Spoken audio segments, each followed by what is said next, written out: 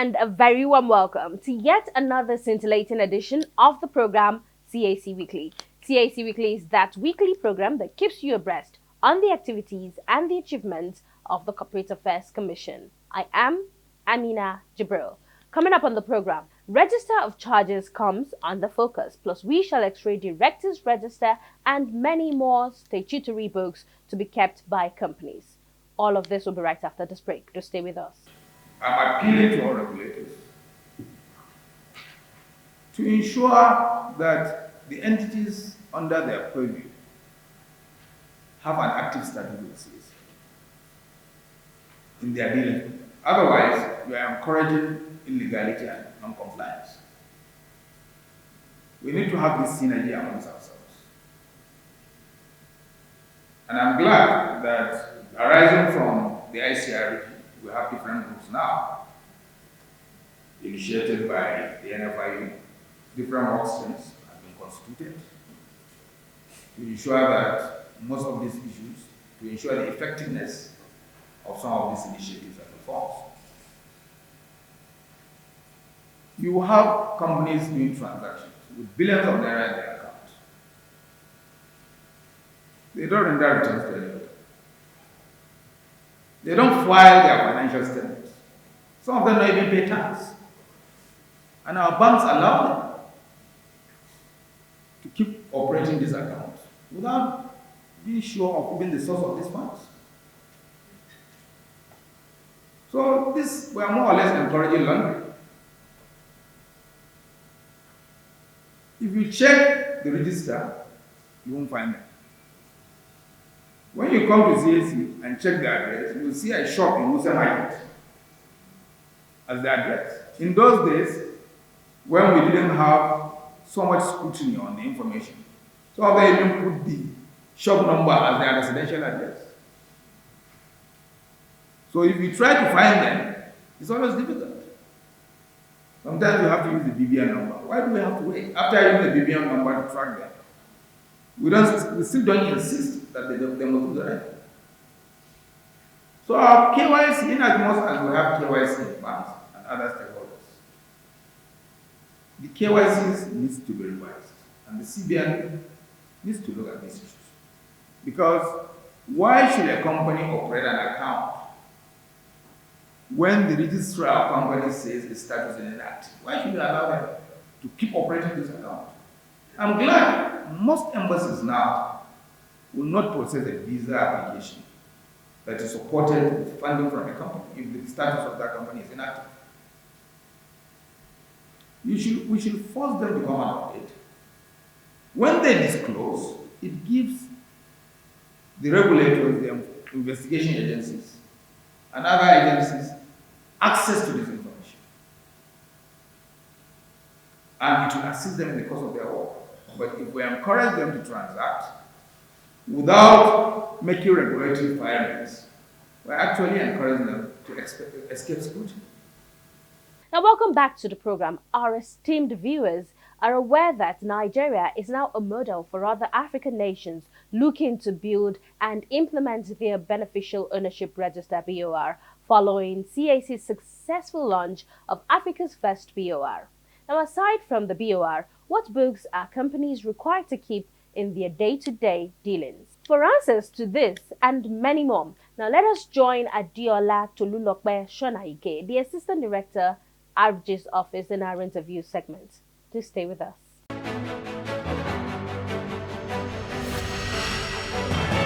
I know we touched briefly on instrument creating registrable charges. Then we talked about the register of charges and stuff. But let's just move to the debenture holders. Okay. Now, the debenture is just an acknowledgement, written acknowledgement of indebtedness. Okay. Right? I owe you money. What you call I owe you. Okay. So that's what it means. Right? Now, if I owe you something, right, that means I borrowed money from you. Right? Sometimes it may be a charge, it may not be a charge. A charge may be created, it may not create a charge. You know, when we say it creates a charge, is that the company's property has now been used to secure that loan. Okay, the collateral. Like a collateral. The law is only interested if the company's property is involved. There are situations that a company can have the benefit of a loan, right? But that loan is not collateralized on its own property. I may be a director of a company, maybe the managing director of a company, and you are also a director like that. And we know as board members that we need to get money to take advantage of certain opportunities. So we go borrow. Okay. And then, in order to reduce the exposure of the company, or maybe the company does not even have enough property, right? In the first In place. the first place. So when I say, okay, you know what? I'm the MD. I have houses in Abuja. I have in Lagos. I have in London. Can't we just use my house in Maitama? My house is worth over 800 million, and what we want is maybe 400 million. So I say, you know what? Let's use my house in Abuja to secure maybe out of the 400, 300 million. Let's use the company's property to secure just 100 million. Now, what the law is interested for the purpose of the Companies and Allied Matters Act is the 100 million that touches on the company. So what about the 300 million? Well, that's a personal risk. That's you don't, because you are a person, you are not a corporate. But he's corporate doing it body. in the name of the company. Yeah, but what the Company and Allied Matters Act regulates is companies, not individuals. Okay. Right? For that other one, it will go to the land registry to register its interest. Right? The company will go there to register their interest. Okay. But for the one that is touching on the company, there's an obligation for you to let CAC know that this company has charged some of its property to this amount as a cover of a loan. If you don't do that, right, it's not like the loan is bad, but that you cannot go ahead, that the bank cannot avail you that money. The bank will be taking a risk, or whoever your lender is. So to mitigate that risk, what the law says is that when a company fails to register that charge, then the money becomes due immediately. That loan, it crystallizes. What that means is that the borrower, the person the lender that lent you that money, can come and ask you that very moment, pay my money back. And that is important, because if that assurance is not there for the lender, right, that right to go and get his money immediately. If you wait until the business enters murky waters, before you start right, when what you call insolvency, and then they now appoint a liquidator. If you have not registered your charge, right, your security with the commission before the appointment of that liquidator, you cannot prove it with the liquidator. What that means is that when the liquidator takes over, liquidation means, look, calling all the assets of the company, see what the total value is, reduce them to that value, and then settle people that they owe. So your name is Oyo? Yeah, well, if you have not registered it for that time, you are on your own. And being on your own does not mean that always you won't have some kind of settlement. What it means is that you wait until it settles every other person whose name is on record.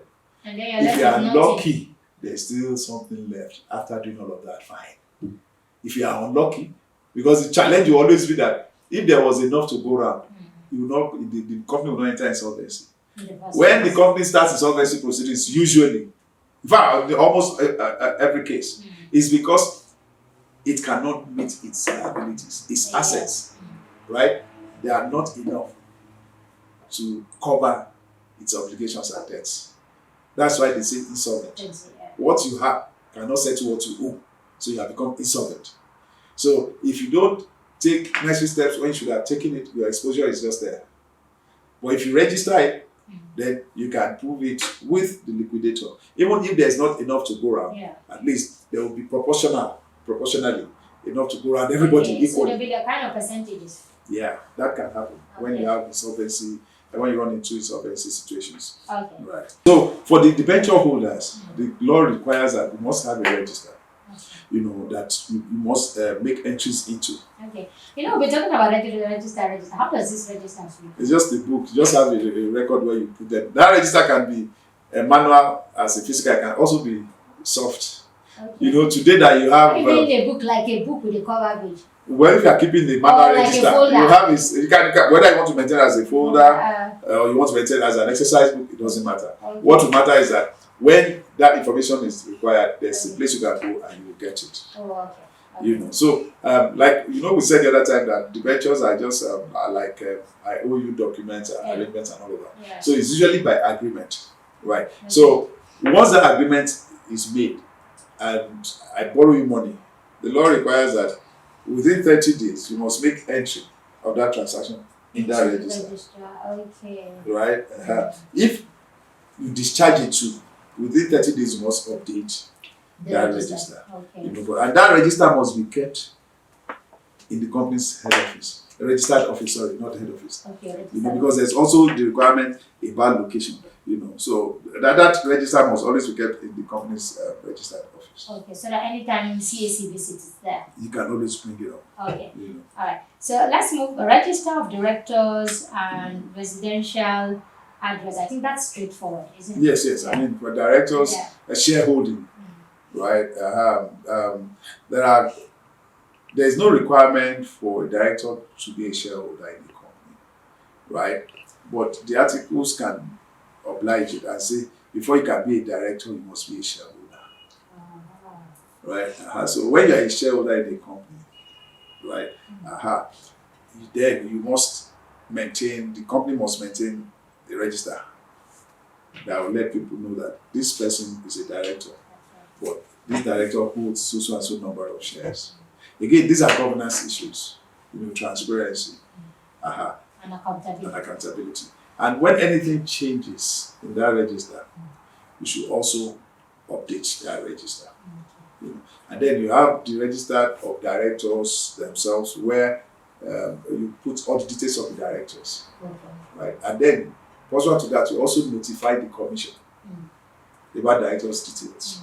When a man is appointed, a woman is appointed a director, right? Within 40 days, you are required to notify the CAC that this person has become a director of the company. So you write officially to the commission. It's the process is on the portal. Okay. You just log into your account and then notify the CAC. Okay. You are expected to do that within 14 days of that happening. Okay. If it exceeds 14 days, then penalty will accrue. So things are much easier. Yes, So you just using the go, portal, you just log in, go to the portal, and then fill in all that. It's a lot more easier for a company or a company that has what you call the entity electronic account. Oh, yes. So they can just log in, the administrator will just log in and give us that notice. Now, if you have not created that for yourself, then you have to engage an accredited agent, because you must necessarily give us that information on the portal. Okay. And only account holders can use the portal. Okay. All right. So let's go to one interesting one that I'm seeing here. Register of secretaries. Yes. So I wonder how many secretaries should a company have? Oh, okay. No. When we're talking about the secretary in this sense, it's not administrative secretary. Okay. These are professionals that provide secretarial services. And when we say secretarial services, secretarial services will necessarily entail compliance requirements. So they are professionals, Okay. right? They are trained as company administrators, right? And usually those that will, for public, and this is a requirement only for public companies. Okay. It does not apply to private companies. And the people that can be company secretaries for public companies, you must either be a legal practitioner, a lawyer, or a chartered accountant, or a chartered secretary. So that means you must that belong to NBA, ICANN, or ANAN, or ICSAI, Okay. Institute of Chartered Secretaries and Administrators of Nigeria. ICANN, Institute of Chartered Accountants of Nigeria. There's always a mix-up. What's the difference between ANAN and ICANN? They are both accounting, professional accounting. One is lower, one is higher. No, there's no hierarchy Okay. to that. Okay, so Right. they just mean different bodies. They are just everybody regulating the practice of Okay. And accountants. one has a lower qualification, isn't it? I No, mean, the they are process both- of entry, No. unlike ICANN, ANAN is much more Well, easy. that is debatable. I mean, for those who do it, I don't know, but that's debatable. Okay. But for their charter to pass through the house, all of those things must have been thoroughly examined.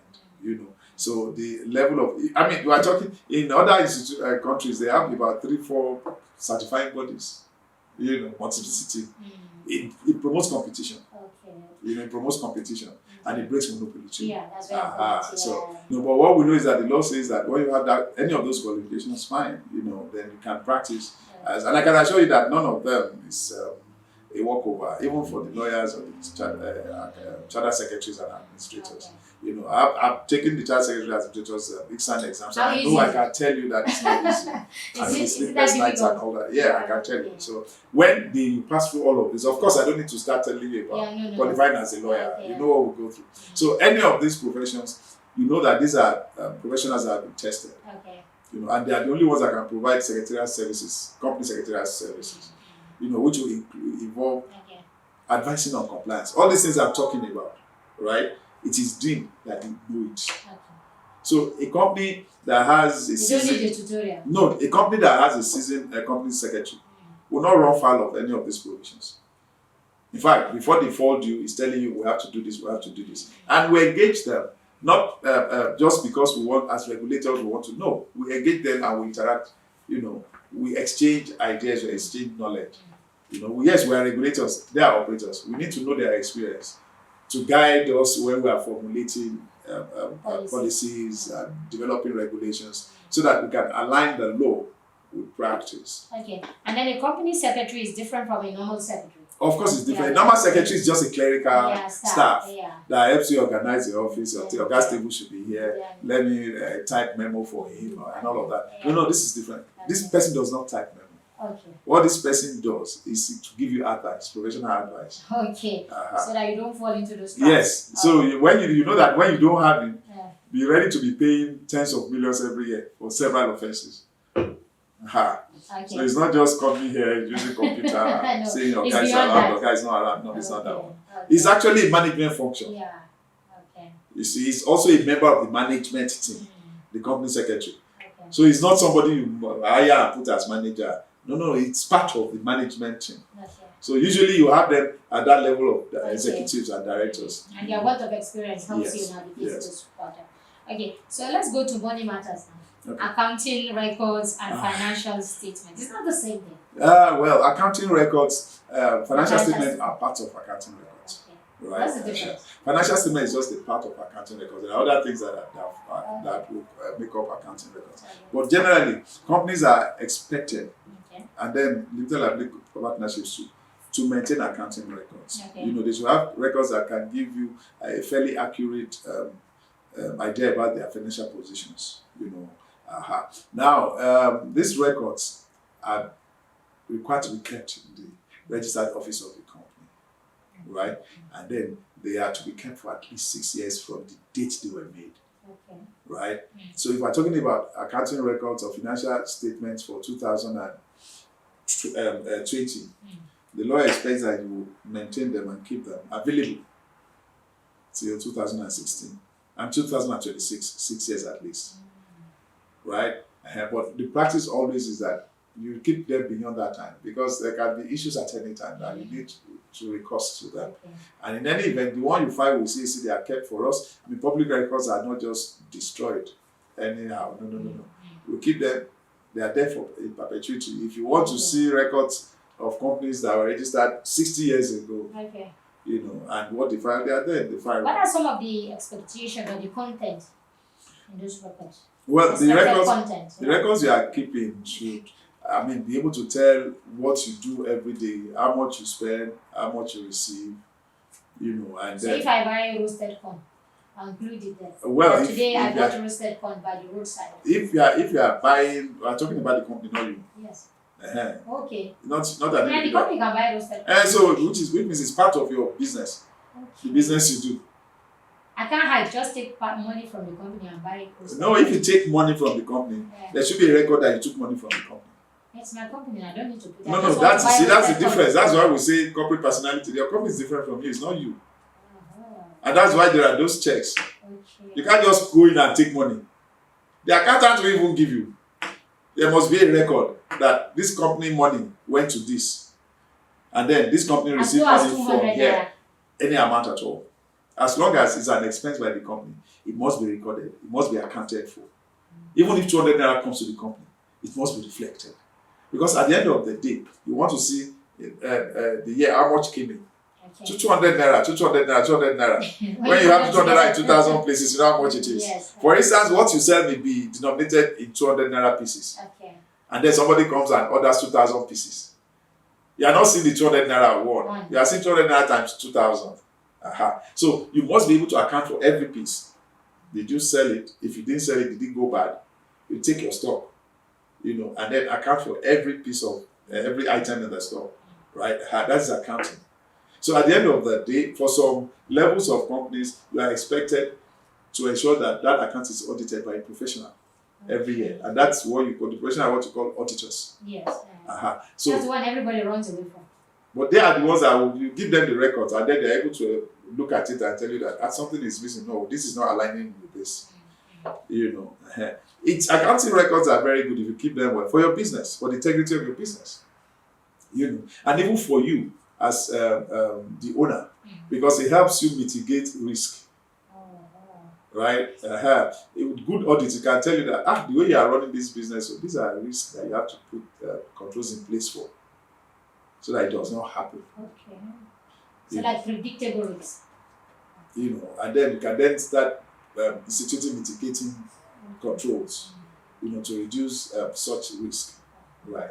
So you keep accounting records. Then when you talk about delaying and delivery of financial statements. Now, what we always had, where we've always had concerns is that people, because when you're talking about financial statements, at the end of the day, this should accompany what you call your annual returns.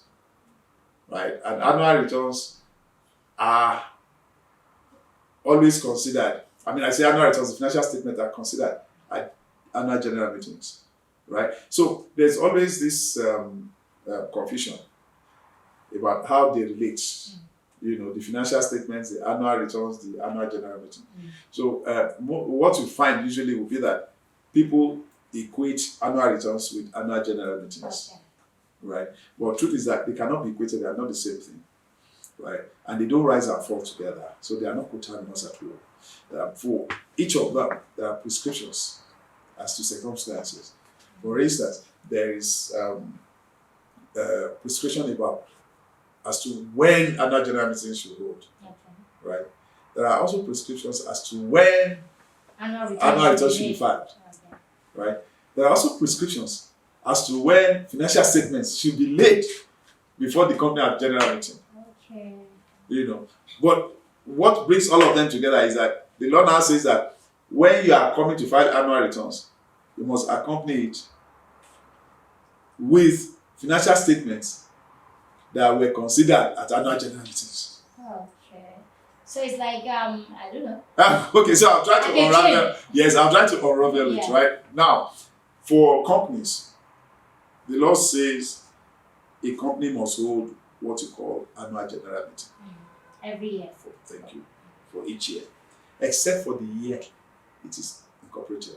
Okay. So if I incorporate a company in 2023, you have 18 months. Okay. For instance, you are incorporating a company now. This is August? Yes. You have 18 months within which to hold your first annual general meeting. So that's 2025. So, which means even though you are incorporated in 2023, if you don't hold your AGM in 2024, you have not offended the law. The law gives you 18 months, but not later than 18 months. So, your 18 months will be due in February 2025. So, that's why the law says, except for the year it is incorporated, or the following year if the law so prescribes. In this case, it covers it, right? Now, subsequently, your annual general meeting must not be more than 15 months apart. Mr. Tolulope Adeola Shonaike, many thanks indeed for your time, sir. Thank you very much.